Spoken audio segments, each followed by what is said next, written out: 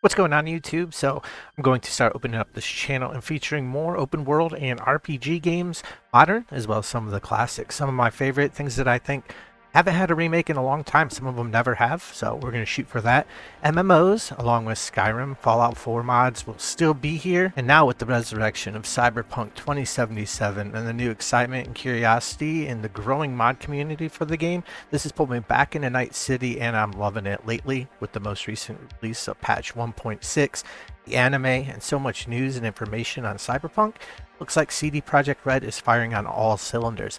This has got to be because they finally feel comfortable going out and being vocal. It's kind of like when you mess up and do something stupid around a group of friends. You don't really want to come out until you redeem yourself and you feel comfortable. And I do understand, I mean, they really do shoot for the moon, hell, shoot past the moon with their ideas and their ambitions. It's good to have this level of ambition, and even with all the issues present when the game first came out, it was a good game and you could see what they really wanted it to be. It just didn't turn out like that. And even now, we don't have what we were first promised.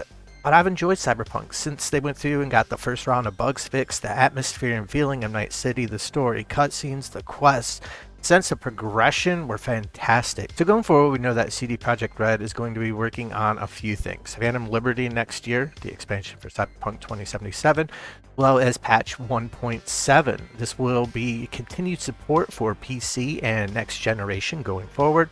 And the studio is now going to focus a large part to the Witcher production, and then the Cyberpunk sequel, and a new, exciting, unknown IP. I'm pretty excited. Like, I don't think we're going to run into the issue that we did again with Cyberpunk 2077. You know, I don't know. Things happen. A lot of games have rushed things out, gotten them out too early, but I'm always going to be excited to see what CD Projekt Red has coming. So going forward, what is going on with Cyberpunk 2077?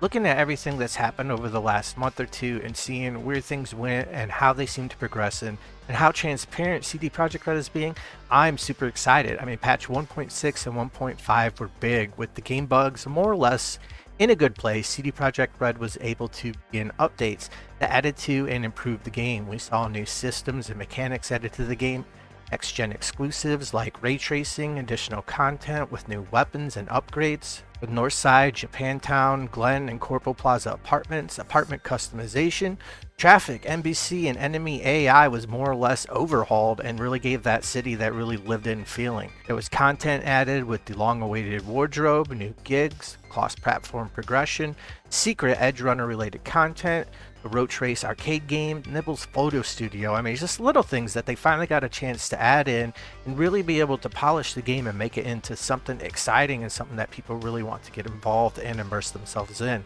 There were more weapons and perks, and the one thing that was really exciting was the team adding in these hidden quests for players to find scattered throughout the city. This is one of the things that I love seeing in the updates, and it keeps me hopeful that, you know, even though it looks like Phantom Liberty is going to be the only expansion we get for Cyberpunk 2077, they're going to continue to add in things like this, like new quests and NPCs and little bits of content hidden and thrown and scattered throughout the city for us to go and find and enjoy. You know, maybe some of these patches that come out are going to be like mini DLCs. You know, that's something that we can look forward to and keep our hopes for if we don't get that official second DLC. Oh yeah, and you know, they added in the addition of Red Mod. Now, we don't fully know what to expect with patch 1.7, but in an interview a few weeks ago with the game director Grabe Amatangelo, I think that's how you say that, he highlighted a few things, stating that the last few updates have really been a platform, something that they have used to set the groundwork for the future iterations. And future iterations are the two words that I'm really hanging on to that he said, you know, meaning that if most of the studio is actually going to be focusing on The Witcher 4, it seems that they took the time to set themselves up to ensure that they can be successful, continuing to add changes and give us updates to Cyberpunk 2077. And again, these aren't going to be officially released in 1.7. Some of them may be, none of them may be, or they may all be added, but these are things that they talked about. Now, it looks like patch 1.7 is probably going to be maybe end of Q1, beginning of Q2, release in 2023.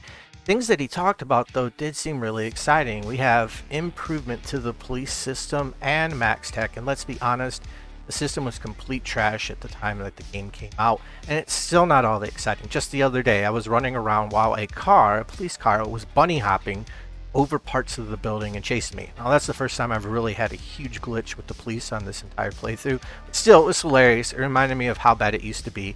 And then the police car I think it just despawned and it was gone. I turned around, my star was gone. I was no longer wanted, and I went back to attacking the guys. Things seemed fine again. But that is one thing that they talked about, and I'm guessing that is for sure going to be involved in 1.7. Other is improved vehicle combat. The vehicle combat scenes that we have in the game are cool. They're awesome. The combat vehicle scenes that we saw in the trailer looked really fun, and it seemed like they just kind of dropped it. So it seems that system was still implemented and still plans to be, and that's something that we can probably look forward to as well in 1.7. And then there were various other things, new actions added to the game's perk tree. There's going to be a new melee combat gameplay loop, as well as cyberware revamp. And I'm really curious, are they going to be adding some of these missing cut content of these weapons and stuff that people have been able to data mine? They've added new weapons and armor and crafting things in the last few patches, so I'm guessing that hopefully we'll see some of this stuff that didn't make it into the game slowly be released. And if the updates are just going to be things that were supposed to be in the game and weren't in the game, and they spread that out, adding in and sprinkling in this new content from patch to patch to patch, that's going to be cool too. And especially it'll be fun to go back, try out a new build, and see what new things Night City has. And if the previous patches were the groundwork, as stated earlier, to set up things to come, then patch 1.7 could be the biggest yet, adding in things that we want, things that we need, things that we didn't realize that we wanted, and that can hold us over, allow us to explore Night City, try out new builds, check out some of the new things, hopefully new NPCs, quests, little Easter eggs, and just keep us busy until Phantom Liberty releases later in 2023.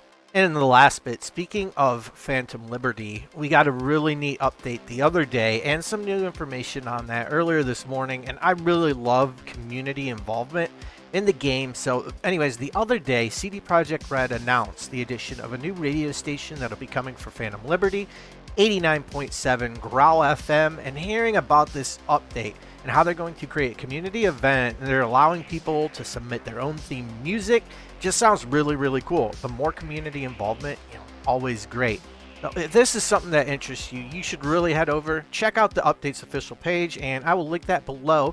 And go ahead, show it up here, read right from the page. CD Projekt Red says right here, create a music track fit for a Night City headliner for a chance to win awesome prizes.